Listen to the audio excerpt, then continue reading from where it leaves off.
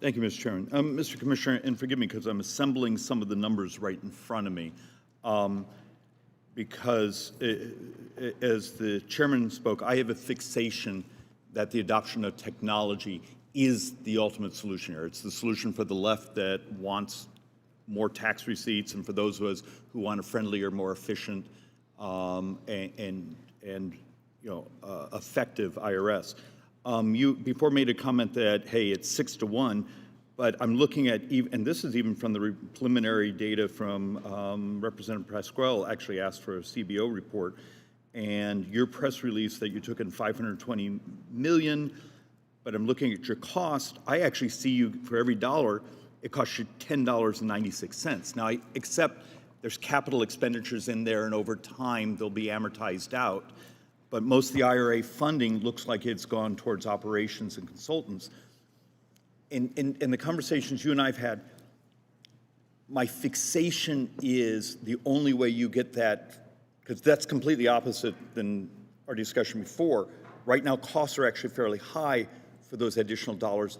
The adoption and the purchase of technology, the use of commercial databases to ping off to know something should dramatically lower your cost of collections and make your collections much more efficient, fair, open. Tell me the story. Am I off base? Is it we have to hire armies of people, or is technology my nirvana? Well, first of all, I can assure you that investment in exam and audit has a positive return on investment. Mr. Commissioner, I'm looking at the CBO's numbers and your own press release numbers. We should. I'm getting basic division. I'm pretty good at. I'm happy to walk through the math with you. I'd be happy to get your report. To answer your question on the technology, it's essential. The whole effort underway is really about modernization. And it's at every level. Technology is going to help us process quicker and more efficiently, more accurately, and more securely. Technology is going to help taxpayers have an easier time with, it's going to take them less time to do their taxes and hopefully be less expensive. So what can I do as the person here on this panel who's absolutely fixated? What do I do to help you get there?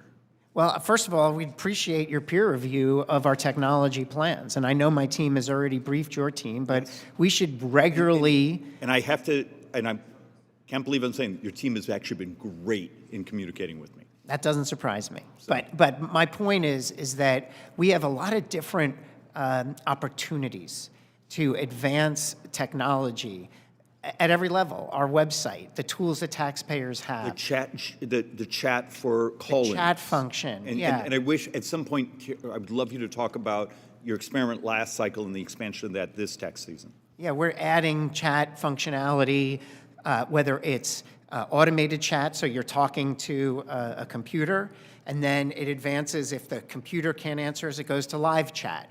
These are standard activities in the private sector and in many other public sector call centers.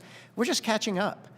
And we're catching up because we now have the funding to modernize versus just keep the lights on. Is there, and if I'm wrong, don't tell me. Everyone else tells me I'm wrong.